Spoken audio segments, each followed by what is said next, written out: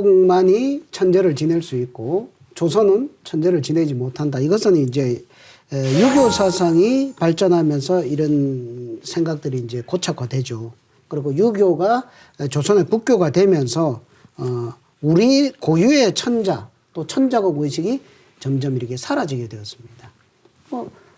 내가 하느님과 소통하는 그 천재를 지내고 옛날에는 가정에서도 지냈잖아요. 그렇죠. 근데 그거를 어떤 유교 사상의 영향으로 해서 스스로 그것을 부정하고 그런 나는 자격이 없다. 이렇게 하는 것이 이제 유교의 그런 영향으로 그렇게 되었다는 거죠.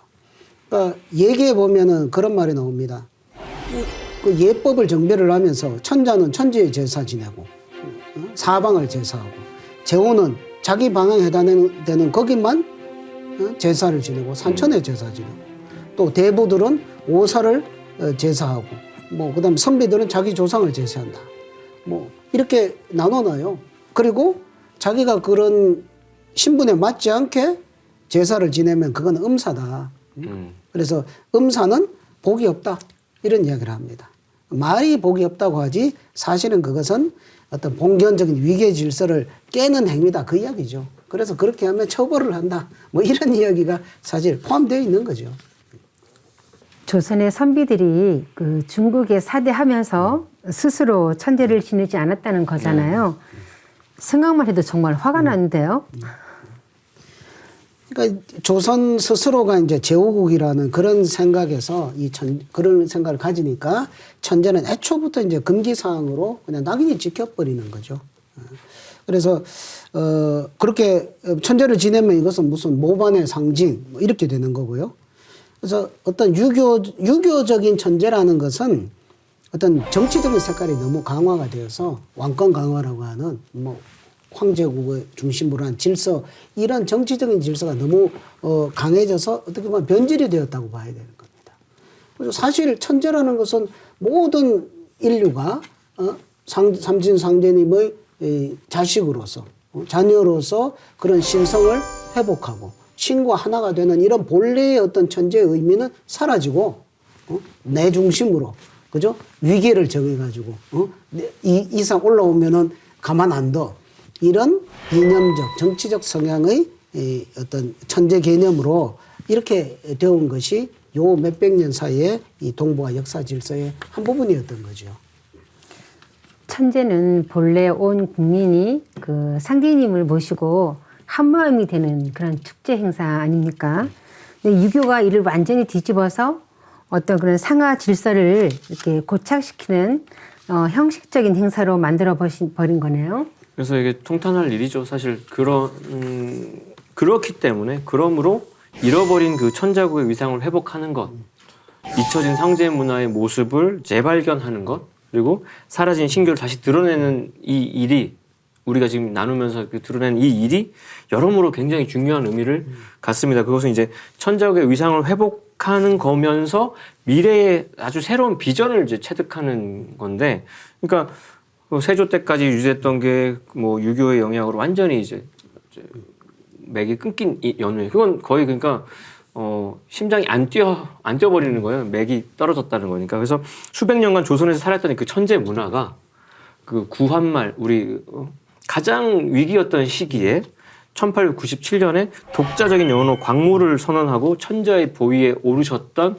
그 고종 황제께서 그 부활을 시키셨어요. 그러니까 이게 극죽방 같은 어떤 가장 위기에서 어떤 새로운 부활의 기회를 잡으셨는데 고종 황제께서 지금 이제 조선호텔 자리에 원구단을 복원을 하고 상제님께 천재를 올림으로써 만천의 황제 등극을 이제 알리게 됩니다. 그때부터 조선은 대한 제국이 되죠. 새로운 국호까지 타이틀까지 얻게 되는데 그 대한이라는 우리의 대한민국이라는 용어의 소자출도 거기서 천재를 올리고 우리가 내려받은 건데 그래서 이런 말씀을 드리고 싶은 게 우리가 올림픽 할 때 성화를 체화하는 그 그리스 근데 서양에서 그리스라고 남의 나라에서 그리스라고 하는 거지 자기네 국민들은 헬레니스라고 불러요.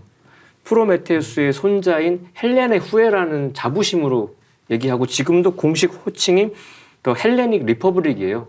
그러니까 그 광명을 상징하는 프로메테우스의 후예다라는 자부심에서 자기들을 이렇게 얘기하고 국가는 좀 위기가 있을지언정 그 어떤 원형 문화의 그 상징을 우리가 올림픽에서도 성화도 체화해 오고 있지 않습니까? 마찬가지 맥락에서 대한제국이라는 광명의 맥을 잇는 그런 국호로서의 대한제국이거든요. 그래서 그렇게 선포하시고 고종황제가 올린 원고 대제는 끊어진 한민족의 천재 문화의 맥을 완전히 되살린 거고 잃어버린 천재의 위상을 회복한 진짜 국사 시간의 역사적인 대사건이라고 가르쳐야 될 어떤 이벤트라고 말씀을 드리고 싶습니다. 하지만 그 상제님께 천제를 올리고 또 천자국임을 선포했던 원고단이 일제에 의해서 이제 허물어지고 현재는 지금 조선의텔이 들어서 있잖아요. 그리고 지금은 보면 우리가 뭐 천재가 무엇인지 또 왜 올려야 되는지 그런 것조차도 너무나 모르고 이렇게 지내는 현실이 좀 안타깝습니다. 사실 이제 인류 문화를 이렇게 쭉 이렇게 우리가 더듬어 보면 그 신을 받들고 신의 가르침에 의지하고 신과 하나 되고 하는 것이 사실 인간 삶의 보편적인 모습이었다라고 하는 것을 우리가 알 수가 있습니다. 그래서 이 우주 신의 세계의 가장 높은 어른이신 그 상제님을 받들고 섬기는 그런 전형적인 의례가 천재 문화인 거죠. 천재. 그런데 그 천재 문화가 이렇게 발전을 하면서 이렇게 원구 천재, 원구단을 쌓고 이렇게 천재를 지내는 그 제왕이 상제님께 직접 이렇게 천재를 올리는 이런 것은 정말 이거는 세계 문화유산으로 몇 번을 뭐 수백 번을 정해서라도 이거를 이렇게 근원을 되살려야 되는 이런 문제라고 보고요.